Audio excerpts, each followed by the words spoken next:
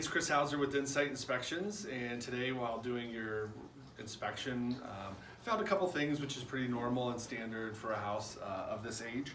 Some stucco cracks and some holes, and that's normal maintenance type items, which you'll see on the report.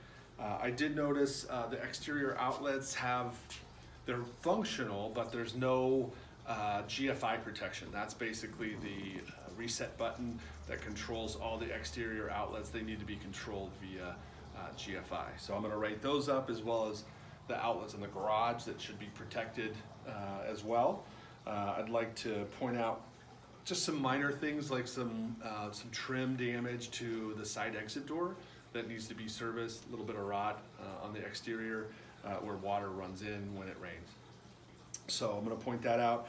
Also, a little bit of AC in the drain pan. In the attic, I noticed that the drain pan is a little rust inside there, so I'd like that to be serviced. But as far as the air conditioning and the heat's concerned, both working, both functional, so we're good there.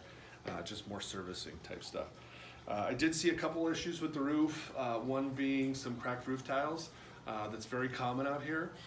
They protect the underlayment, which one area in particular above the single garage, there's some moisture damage and some water intrusion on the ceiling, which I believe is coming from a valley that's just cut a little too short. So what's happening is water's penetrating underneath, it's getting in that underlayment, and the flashing needs to be extended, or that underlayment needs to be addressed so that it's not getting inside. So we're going to point that out. That's probably going to be your biggest thing. I'm going to make some notes about the rear patio, which has been constructed correctly, but just the roofing materials needs to be serviced a little bit because there's some exposed nail heads which aren't showing any water damage or moisture staining yet, but we want to make sure that that doesn't continue.